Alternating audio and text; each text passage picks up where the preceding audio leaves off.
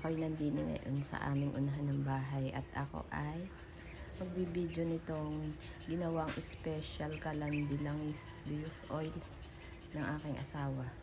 Ayan, at kanya daw ngayon yung idadry run. Ako'y makikichismis.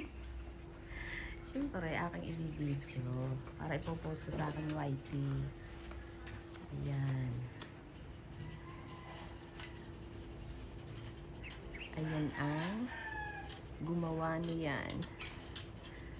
Okay, tanyo naman ay sa ganda. At Para malayo sa init. Shade. Safe daw yan. Para matipid. Para matipid. Sa kaunti lang yata akin tissue. Okay na yan. Hindi pala ang nadating yung aming in-order na pang Cindy. Kailangan hanggang doon lang ang langis na sa loob. Tapos, Hanggang dun na ang loyal. i-preheat. Una May natin. preheat pala yan.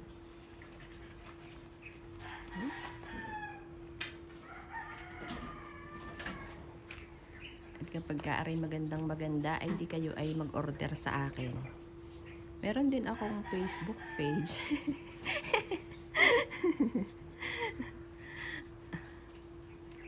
Sa sipag no magbuting-ting ay tingnan nyo din naman yung bahay ng aking aso. Oh. Gated. Naka-preheat pala yan. Ha? Naka-preheat.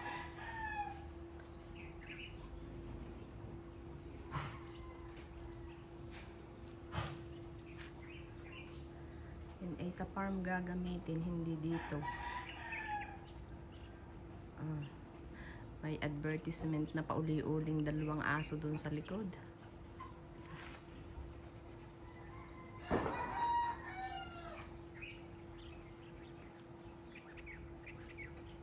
Tutay!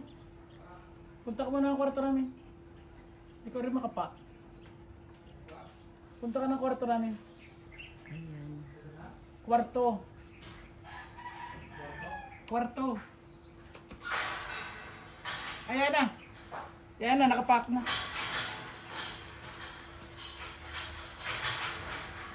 Ang ingay naman, guys.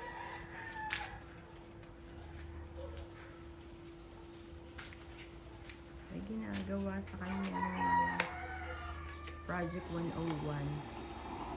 Aba, is that true?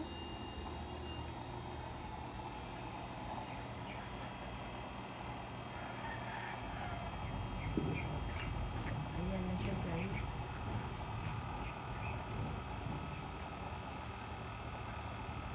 Umuusok-usok.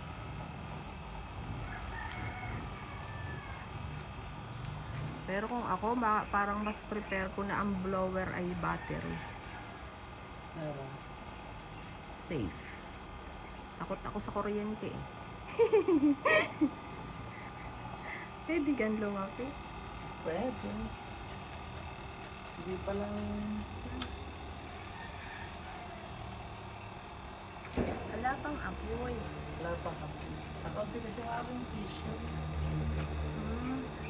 O di kailangan talaga nung pangdikit. Ayan yung mastermind.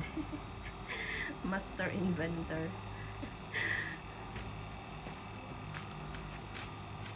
Baka kailangan lakasan lang. Lakas na ang buga niya. Higa?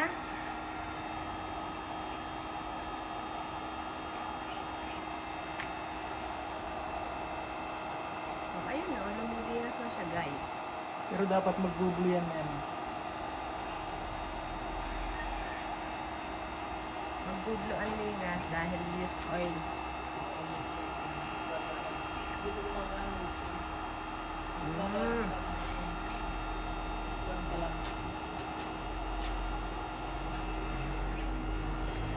Kulang pa sa preheat.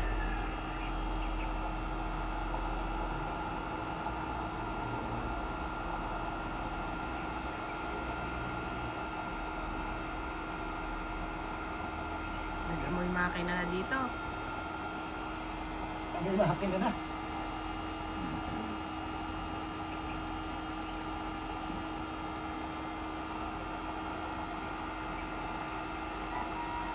Tapos pag gumagana na, kaunti-kaunti nila, dito na lang yung control ng hitan. Kaunti lang ganon. Hmm. Ready na para sa mga lagain. Palambutin. Hinihitin ko pa lang. Ayan. At bukas ay kami ay magluluto ng ano, bulalo, o kaya ay patatim, o kaya ay paksiw na pata. Yan. Ang aming mga palalambutin diyan. Thank you for watching. Please like, follow, and share.